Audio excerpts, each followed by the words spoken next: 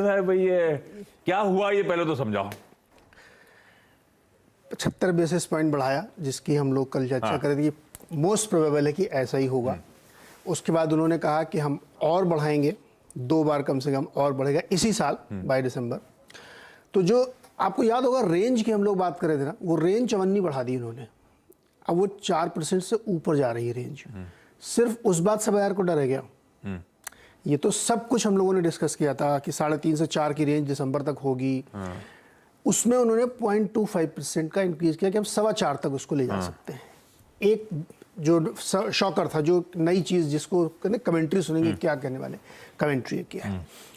तो factual commentary में था कि 0.25% की रेंज उन्होंने बढ़ाई, लेकिन जो बात उन्होंने रखी, जो उनका टोनर था, वो बहुत ही हार्श था। वो पॉल वॉलकर जो 1977-78 के आसपास फेड चेयर थे, उनका भूत उनके अंदर आ गया था और उन्होंने एकदम कहा कि हमको इन्फ्लेशन किल करना है किसी भी हालत में। इसमें 50% पॉलिटिकल मैसेजिंग भी है। वहाँ इलेक्शन, ये बात ध्यान रखना चाहिए, नवंबर दिसंबर में आने, हाँ, सीनेट के इलेक्शंस होने। सो उसकी वजह से एक दबाव था कि इन्फ्लेशन किसी भी तरीके से नीचे लेके आइए, क्योंकि वहाँ पे इन्फ्लेशन बड़ा इशू बनता है। तो उन्होंने अपनी रेंज, इतनी हार्श कमेंट्री, अगर इतनी हार्श कमेंट्री थी तो फिर और आधा आपको करना चाहिए था ना, फिर 1% बढ़ा देते आप। नहीं बढ़ाया 1%। ये अंडरलाइन समझनी चाहिए लोगों को।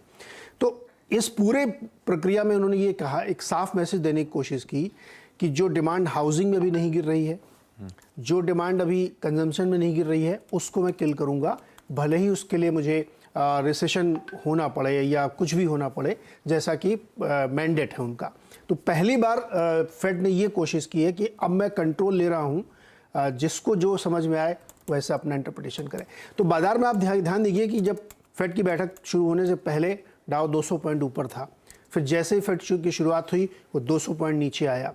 फिर जब वो सब डाइजेस्ट हो गया तो थोड़ा सा रिकवरी हुई, लेकिन जब कमेंट्री उन्होंने शुरू की, प्रेस कॉन्फ्रेंस शुरू की, तो फिर गिरा और 500 पॉइंट फाइनली गिर के बंद हुआ।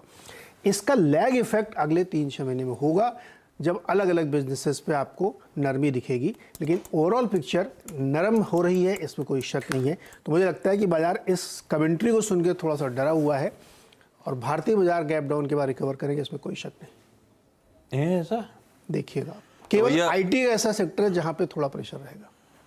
और सारा चार्ट करो तो सब प्रीवियस लोज पे आके बैठ गए हैं। बड़े इंटरेस्टिंग मेक और ब्रेक लेवल पे सारे आईटी दिग्गज, के सारे आईटी स्टॉक ज्यादा। देखिए, एक दूसरा कंसर्न है जिसकी जिक्र हम लोग डिटेल में 8 बजे करेंगे, वो रशिया वाला है। वो एक डिफरेंट टाइप की चीज है जो अगले 10 दिन के अंदर अनफोल्ड होगी।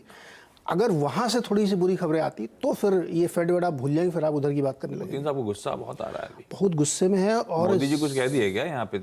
मोदी तो समझा के आए थे कि भाई थोड़ा शांत रहो। गुस्से में समझा दिए थोड़ा सा? नहीं, प्यार से समझाया था, लेकिन प्यार की भाषा समझ में कहाँ आती है। इतना आगे बढ़ गए कि पीछे नहीं आना चाहते। इज्जत का सवाल। अब तो इज्जत का सवाल, और उनको चिढ़ भी हो रही है। पूरा वेस्ट जो अलाइन हो गया ना बिना बात के, अब ठीक है। और मुझे तो मजा ये आ रहा है कि जिसने शुरू करा यूएस ने भड़काना, वो अपना मस्त, उसकी इकोनॉमी चल रही, कंट्रोल में नहीं आ रही, और पूरे यूरोप की लग गई जो साथ खड़ा हुआ था। पूरे यूरोप की लग गई और जेलेंस्की साहब तो नॉन प्लेयर हो गए, उनकी कोई सुनता ही नहीं है। कल वो यूएन में फिर पहुंच गए, फिर उन्होंने वो भाषण, खैर इन सब पे अपन आगे आएंगे।